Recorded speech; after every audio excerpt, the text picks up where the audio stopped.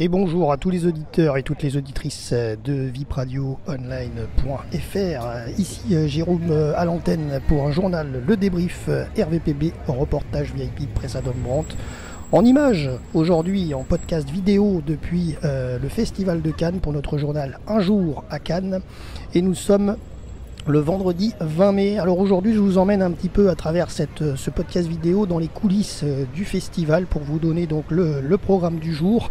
Alors tout d'abord à 9 h, il y avait la projection du film Armageddon Time de James Gray. C'est une deuxième projection puisqu'il a déjà été projeté hier soir à 19 h.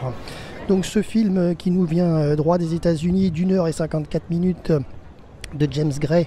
Voici le synopsis. Armageddon Time est un film très personnel sur la force de la famille et la poursuite générationnelle du rêve américain. Et au casting, nous avons Anne Hathaway, Anthony Hopkins et Jeremy Strong. Alors je vous propose d'écouter en podcast la conférence de presse en anglais qui a eu lieu à 11h30 dans le Palais des Festivals. Notre équipe média RVPB était présente pour le film Armageddon Time du réalisateur James Gray.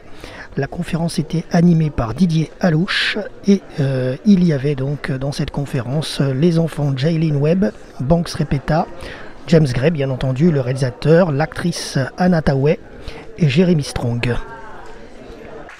If you don't mind, I'm going to start with you, Mr. Gray, and then I'll open the floor to questioning. Your emotion yesterday was like very, very touching, and it is the most personal of your film. It is probably something very personal for you. My question is pretty simple. Why does it come now? Why does it come at this point of your life and of your career? The very grim fact is that I am no longer 29 years old. And when you get old, you start to look back. I had taken my children, just very briefly, I love telling stories to my children at night. Well, I used to. They don't want me to do it anymore. And I used to tell them childhood stories, and they asked me to bring them back to where I grew up, and we went. And there was very little evidence that I had ever lived there or that my parents or grandparents had been there, and all of a sudden it felt like a ghost story wanting to come out. And so that was kind of the genesis of it a few years back, and it's been in my mind ever since. And then I had a bunch of lonely nights in a wonderful Paris apartment. I was doing an opera in Paris, Marriage of Figaro, and I had lots of free time, and I started to write then. All right, so first question. Once you're in that space, you're by degrees. And the act of stepping in front of a camera is a very vulnerable one. And so I tend to like to think about it as the most natural thing in the world. But I will say that playing someone who is based on a family member of someone I care about very much, and it's strange to say this, but was required to trust and then grew to trust innately. I was required to trust at first.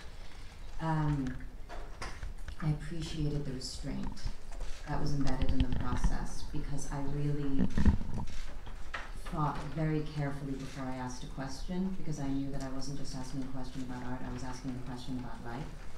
And I have to say that I appreciated the element that introduced into the performance and the relationship both with James's person and as my director. Banks, how was it to say for themselves, without wanting to put you on the spot, and if you're not ready, I'm happy to answer.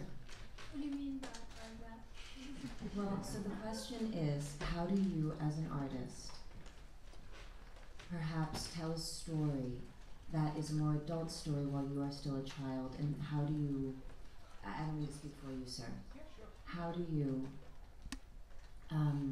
make sense of what you're seeing that you're a part of while still being who you are, and how does it affect you when you go home? Is that a proper representation of the question?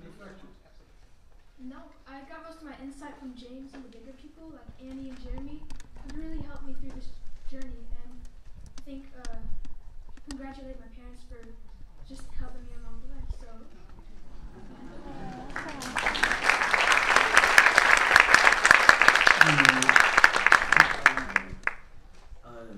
Well, Johnny, he deals with a lot. Discrimination from his teacher. He doesn't have advantages as many other I never got to experience what Johnny experienced. So just trying to deal with this psychologically, I tried to understand. I tried to get in his mindset and really understand what he went through. And my parents helped me out because, you know, they're very familiar with that feeling. And James, all of you guys really helped me with insight. You guys helped me realize and understand, and that really helped me enhance my performance.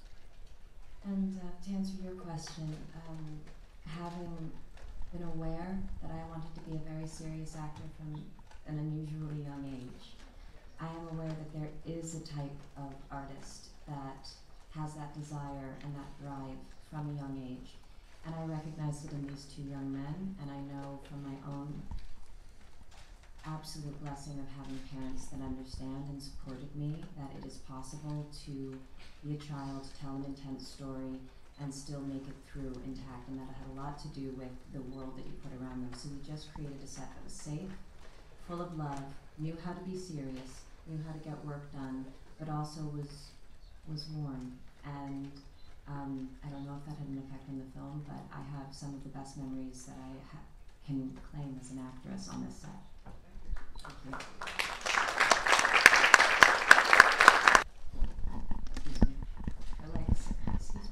Her legacy influences my life in profound ways that I am truly, truly grateful for. And the hand of a Jewish mother will guide the rest of my life. And if I have done one thing in terms of capturing the depth of that love and that connection and that, I honestly don't, I won't even attempt to put it into words because it is beyond, and that's why I'm so grateful to cinema, because it allows you to say things without words. And I just thank you for giving me the opportunity to say Jacqueline Banks was absolutely one of my heroes, and for bringing a part of my life and my family to this one.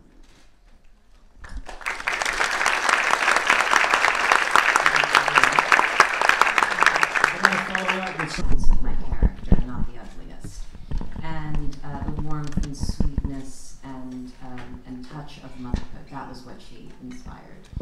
And I think James just made an excellent point about observing the past without judging it, and actually allowing the pain that was caused in the past to serve the present. And each one of us has an opportunity every single day of our lives to decide whether or not we want to continue the practices of harm, conscious and unconscious. And we make a choice every single day about how we want to conduct ourselves, how we want to see others, how we wish to think about others, and how we wish to think about ourselves. And in this case, we were all, I think we did a pretty healthy job of it. You know, we were all in constant communication. We checked in with each other, especially with Banks. Before and after, we had consent. We spoke it through, I spoke it through with Banks' mother at great length. And as James said, and then at a certain point, we've all made an agreement that we are going to attempt to make art. And I was so, no, I'm not going to use the word lucky, because I see a world in which this sort of behavior becomes commonplace. I think fundamentally you can't make art and be safe at the same time. And James and this film is a very unflinching exploration of very personal experiences. And there's a loss of innocence that the younger characters experience, and there's a concomitant loss of innocence, I think, sometimes for young actors in what they experience. I read the script, and this character was described as a Jewish Stanley Kowalski with an engineering degree, and there is a violence in him, and a brutality and a cruelty, and I think it was necessary to tell the story fully, to go there, and you know, with a very courageous young actor within boundaries. But those were very difficult days on set, because as the actor, you almost have to think of it as, what is this event like for Irving, not how do we perceive or judge this event. And Irving is largely inept and doesn't know how to meet those moments with a more evolved emotional consciousness. Alors après la conférence de presse de Armageddon Time à 11h30, il y avait la projection à midi au Grand Théâtre Lumière également du film EO de Jerzy Skolimowski. C'est une deuxième projection puisqu'il a déjà été projeté hier soir au Festivalier à 22h. Alors ce film de Skolimowski est un film polonais. Le monde est un lieu mystérieux, surtout vu à travers les yeux d'un animal. Sur son chemin, EO, un âne gris aux yeux mélancoliques, rencontre des gens bien et d'autres mauvais, fait l'expérience de la joie et de la peine et de la roue de la fortune, transforme tour à tour sa chance en désastre et son désespoir bonheur inattendu. Mais jamais, à aucun instant, il ne perd son innocence. C'est un film d'1h26 et nous avons au casting l'actrice française qui avait été présidente du Festival de Cannes, Isabelle Huppert. Ensuite, il y a Sandra Drizmilska, Lorenzo Zurzulo et Koluskovic Mateuse. Alors je vous propose d'écouter en podcast la conférence de presse du film EO qui a eu lieu à 12h30, film polonais de Jerzy Skolimowski.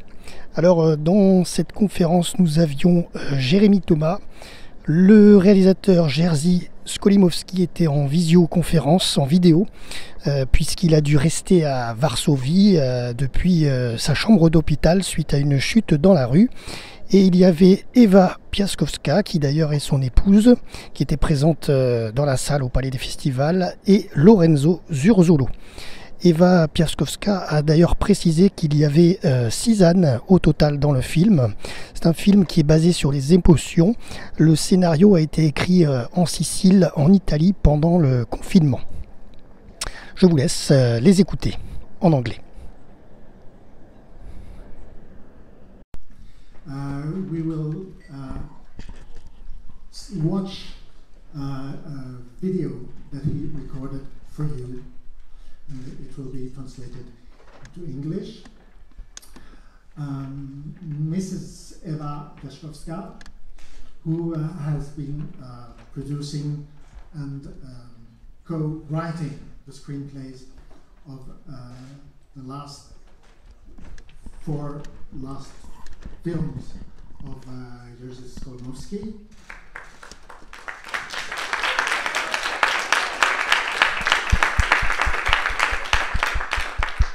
And Lorenzo Zurzulo, who plays the part of Vito in the film.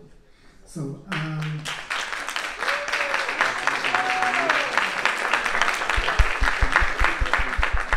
think there are already questions.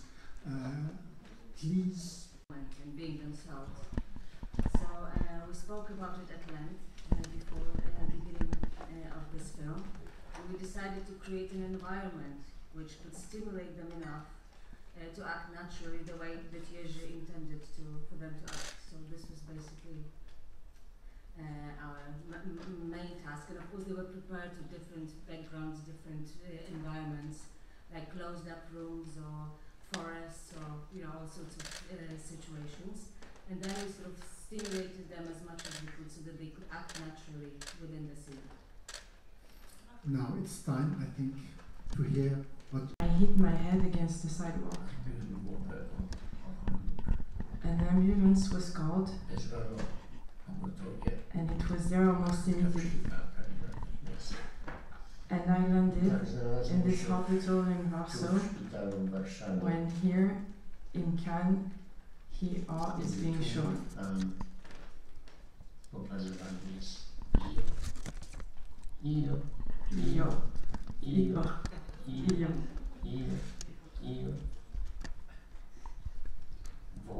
So screams my donkey to you.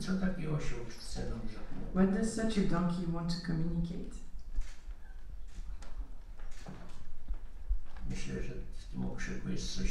I think those screams convey something like, look at me, I am a living being just like you.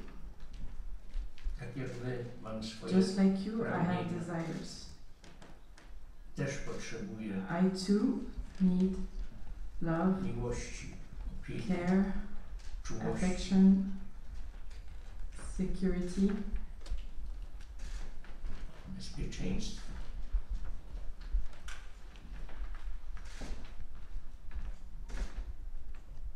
Dlaczego mnie lekceważycie? Why do you disregard Dlaczego me? traktujecie? Why do you treat me like an object? Chciałbym, żeby ten film dotarł I like for this film to reach jak as największej many human ilości hearts and minds as ludzkich possible. serc i umysłów. Niech mój osioł May my donkey speak to you from the screen. patrzcie w jego Look oczy into his eyes, i protestuje and I protest against factory przeciwko farming przemysłowi of animals for meat, zwierząt and I protest against the farming of animals for their fur. hodowli zwierząt na futra dla pani.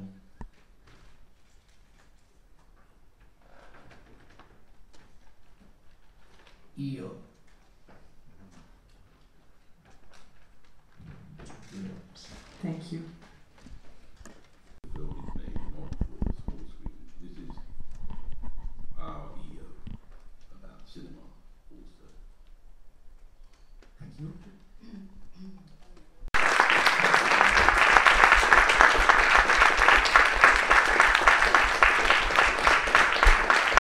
Alors après la conférence de presse de ce film EO à 12h30, il y avait à 16h au Grand Théâtre Lumière la projection du film Walad Mid al-Jannah.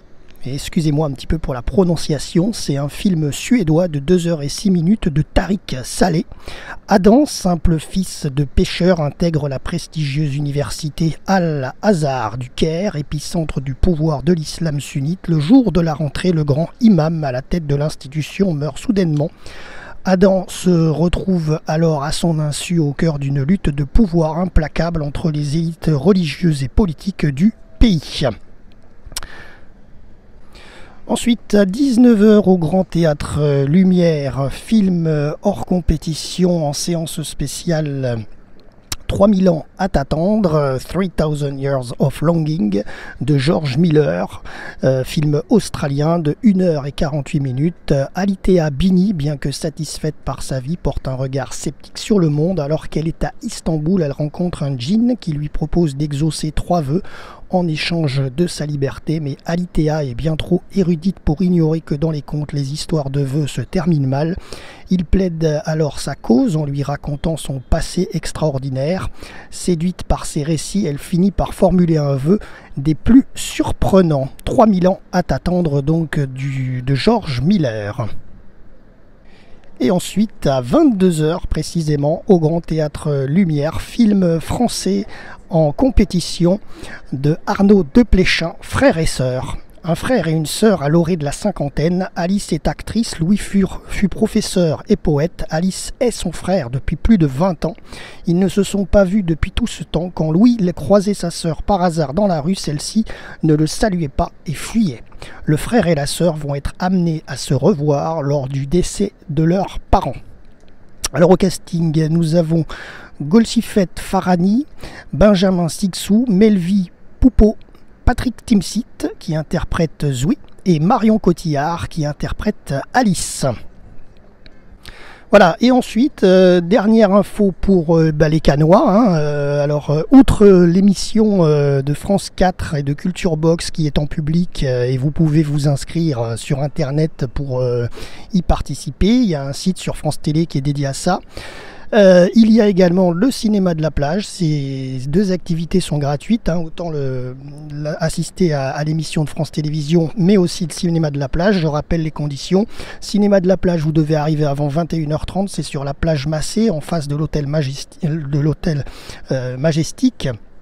Et donc ce soir au cinéma de la plage, vous avez le film Est-Ouest qui est projeté de Régis Wagner. film français de 2h01. Vous avez bien sûr les chaises longues et les couvertures à disposition et c'est dans la limite des places disponibles.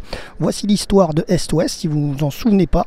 Alors quand en juin 1946 Staline offre l'amnistie aux Russes émigrés à l'Ouest et la possibilité de reconstruire le pays, Alexei Golovin, émigré en France, répond avec beaucoup d'autres à cet appel et décide de rejoindre avec sa jeune épouse française Marie et son fils Seriodja sa terre natale. Dès leur arrivée à Odessa, ils font face à une terrible réalité.